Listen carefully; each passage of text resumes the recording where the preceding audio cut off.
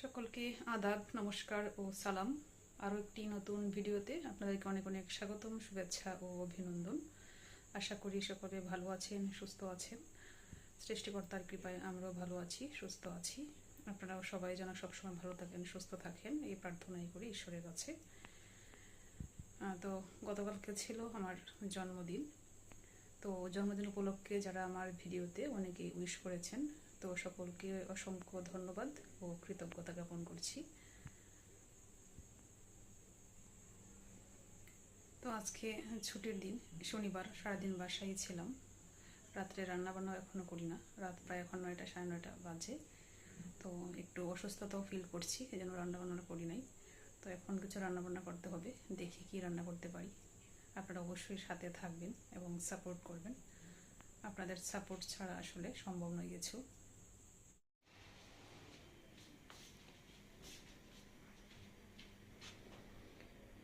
এখন রাত্রের রান্নাবান্না করতে হবে।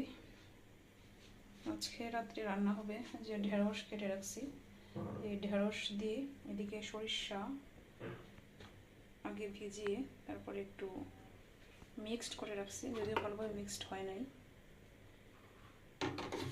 কিছু কিছু আস্তা রয়ে গেছে। এই সরিষা দিয়ে তারপরে ঢেঁড়স দিয়ে রান্না করব। আর এদিকে হচ্ছে আলু, পেঁয়াজ, রসুন কেটে রাখছি। এদিকে হচ্ছে সয়াবিন, এই সয়াবিনগুলো এই আলু দিয়ে রান্না করব। আর ঢেঁড়স দিয়ে সরিষা দিয়ে এদিকে 2টা ডিম রাখছি, ডিমগুলো ভুনা করব। এই মুহূর্তে কারেন্ট চলে গেছে। আজকে বাড়ি থেকে আমার কিছু টাকা আসছিল, মানে পূর্বার বাবা এসে দই দিয়ে গেছেন। এটা হচ্ছে আমাদের বাড়ির দই, আমাদের ঘরের। আমাদের একটা গাভী আছে, ওই গাভীর দুধ দিয়ে দই বানানো হয়েছে। গতকালকে দেওয়ার কথা ছিল, গতকালকে আসতে পারেন নাই, আজকে দিয়ে গেছেন।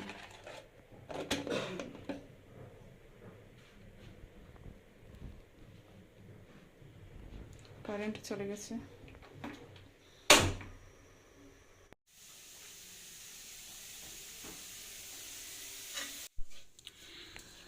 আলুগুলো প্রথমে ভালো করে ভেজে নিচ্ছি, তারপর আলুগুলোর সাথে এই সয়াবিনগুলোও দিয়ে দিব, একসাথে ভালো করে ভেজে নিব। আলু সয়াবিন ভালো করে ভেজে নিলে, যে কোনো তরকারিতেই এগুলো ভালো করে ভেজে নিলে, সবজিগুলো ভালো করে ভেজে নিলে খুব ভালো একটা টেস্ট আসে। যদিও সয়াবিনে প্রচুর তেল খায়, আর তেল ব্যবহার করব না, যে তেল আছে এই তেল দিয়েই ভেজে নিব। আলুগুলো মোটামুটি ভাজি হয়েই গেছে, আর একটু সয়াবিনগুলো হয়ে আসলে তারপরে নামিয়ে ফেলবো। এই তরকারিটা আমার বেশ প্রিয়, কিন্তু আমার পতিদেবের তেমন একটা ভালো লাগে না, তারপরেও আমি রান্না করি আমার নিজের জন্য।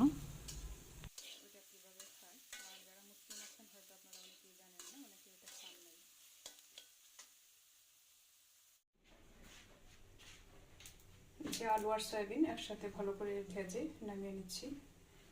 আর এদিকে কড়াইয়ে তেল দিয়ে তেজপাতা দিয়ে দিচ্ছি, দিয়ে দিব রসুন,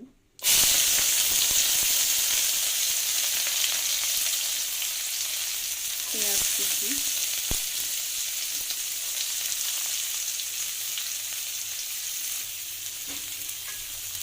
পেঁয়াজ রসুনগুলো ভালো করে ভেজে তারপরে মশলা দিয়ে দেবো। মশলাটা ভালো করে কষিয়ে তারপরে একটু জল দেবো।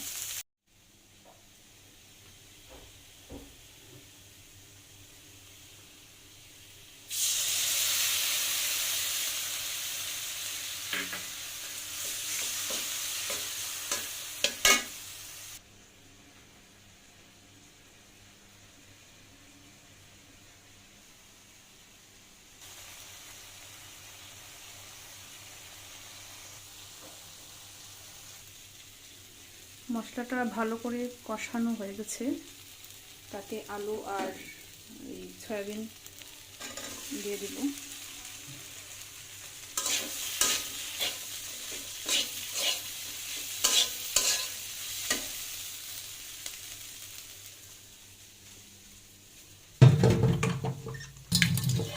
অল্প করে জল দিয়ে দিব।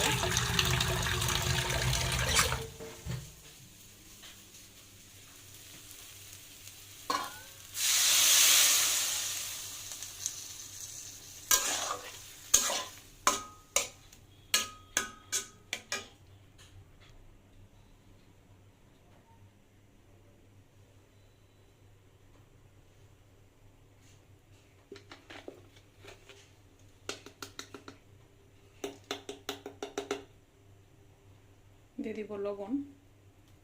লবণটা অল্প করে দিব, কারণ আলু আর সয়াবিন ভাজির মধ্যে লবণ ব্যবহার করছি, অনেক একটু করে দিলেই হবে। একটু বলক উঠে আসলে তারপরে গরম মশলা দিব, দিয়ে নামিয়ে ফেলবো। সয়াবিন তরকারি কমপ্লিট, নামিয়ে ফেলবো। এদিকে ভাত হচ্ছে আর এদিকে ঢেঁড়স সরিষা দিয়ে রান্না করে ফেলবো। রসুন কুচি, পেঁয়াজ কুচি আর হচ্ছে কাঁচামরিচ পানি দিয়ে ভালো করে ভেজে নিচ্ছি। তারপর সরিষাগুলো দিয়ে দিব। দিয়ে দিব সরিষা, শক্ত করে লাগবে না, সরিষাটা বেশি।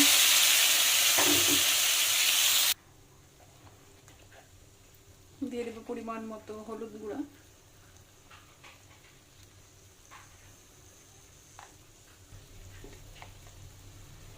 পরিমাণ মতো মরিচ,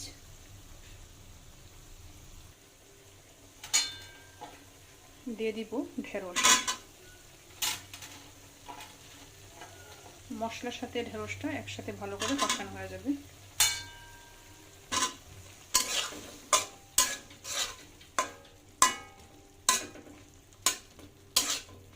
অল্প আছে, ভালো করে কষিয়ে নিব।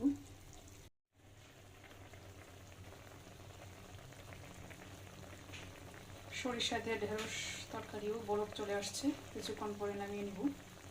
এটাতে হলুদ মরিচ ছাড়া অন্য কোনো মশলা ব্যবহার করি নাই। এই যে সকল ধরনের রান্না বান্না আমার শেষ। এটা হচ্ছে ডিম ভুনা, সয়াবিন আলু, ঢেঁড়স, সরিষা। তো এখন আমার পতিদেব আসছেন বাহির থেকে, এসে বলতেছিল ওনাকে 2টা ঢেঁড়সের ভাজি করার জন্য। আমরা এগুলো আসলে বড়াও বলি, ভাজি বলতে বুঝি আমরা যেটা কুচি কুচি করে কেটে যেটা করা হয় ওইটা, আর এরকম আস্তে আস্তে রেখে তারপর যে ভেসুন দিয়ে যেটা করা হয় আমরা এদিকে এটা বড়া বলি। অনেকে আবার এটাতে ওইটাকে মানে ভাজিও বলে। কি আর করা, ওনাকে 2টা বড়া করে দিব। উনি আবার দুপুরে খায় নাই, সকালে বের হয়ে গেছিলো, সন্ধ্যার সময় বাসায় আসছে। তো ভাবছি সন্ধ্যার সময় এসে হয়তো তার ক্ষুধা লাগবে, খেতে বলবে, কিন্তু সন্ধ্যার সময় খায় নাই। এখন প্রায় 10টা সাড়ে 10টা বাজে। তো বলতেছে ঢেঁড়সের বড়া করে দেওয়ার জন্য, এখন ঢেঁড়সের বড়া করব। তো শুধু 3টা বড়াই করলাম শুধু ওর জন্য, কারণ আমি একটু অ্যাভয়েড করার চেষ্টা করি এগুলো। আর এগুলো থাকলে পরে আর খাওয়া যায় না, সাথে সাথে একটু ভালো লাগে মচমচে থাকলে।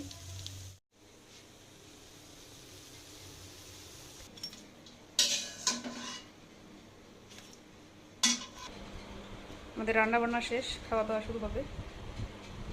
রান্না করি আমরা খেতে বসতেছি, কারণ দুপুরবেলায় খায় নাই।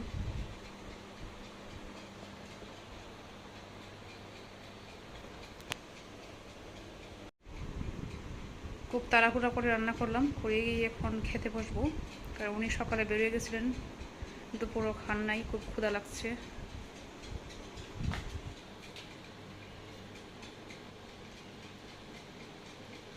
লবণ না এটাতে?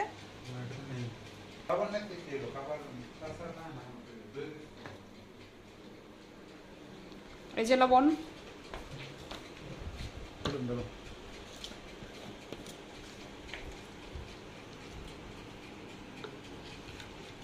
কাঁচা লবণ খাওয়া ঠিক না, কিন্তু হালকা না নিলে ভালো লাগে। লবণটা একটু ভেজে রাখলে ভালো হয়, কিন্তু মনে থাকে না। লবণ বাবা ওখানে বেশি বিনয় হয় প্রচুর। হ্যাঁ প্রচুর লবণ, কাঁচা লবণ। বাবা তো লবণ ছাড়া ভাত খেতে পারেন না, ভাত দেওয়ার সাথে সাথে বললেন একটু লবণ দেও, এই অবস্থা। মানে সবাই,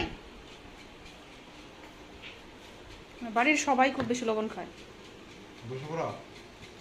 হ্যাঁ বসবো।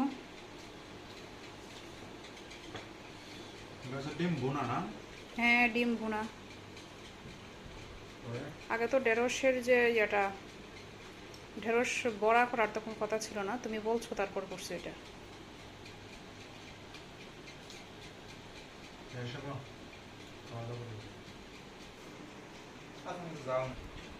বাড়ি থেকে আনছিলাম, বাড়ি থেকে দিয়ে দিয়েছিল কাঁচামরিচগুলো। বাড়ির না, বাড়ির কাঁচামরিচ তো শেষ হয়ে গেছে, মানে বাড়ির ক্ষেতের শেষ কাঁচামরিচ, এগুলো কোনো কেনা। হ্যাঁ বড় বড় মোটা মোটা। প্রথম দিন তো এই মরিচগুলো দেখে আমি ভাবছিলাম ঢেঁড়স মানে ঢেঁড়সের মতো বড় মোটা।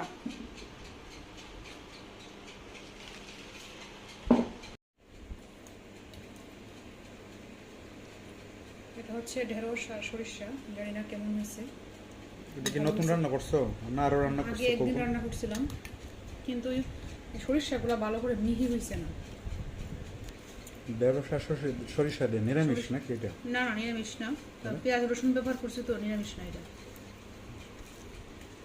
আর মাছ না, এবার এটা সয়াবিনটা সয়াবিন আর আলু আলু দিয়ে। দিয়া। ডিম বোনাটা দেখতে তো ভালোই দেখা যেতেছে। দাও ঢেঁড়স বোনা আমাকে একটু দাও।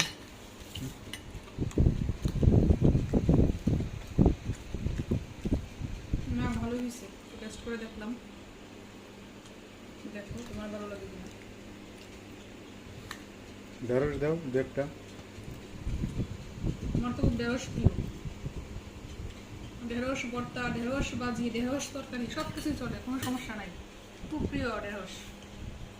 খাওয়া দাওয়া শেষ, এই যে আমরা প্লেটে করে রেখে আসছি। তোমার খাওয়া দাওয়া শেষ না? আমারও শেষ প্রায়। অনেক রাত হয়ে গেছে, সবাইকে গুড নাইট জানিয়ে দিলাম। আমি চলে যাব, তুমি খাওয়া দাওয়া করে পরে আমার খাওয়া দাওয়া শেষ।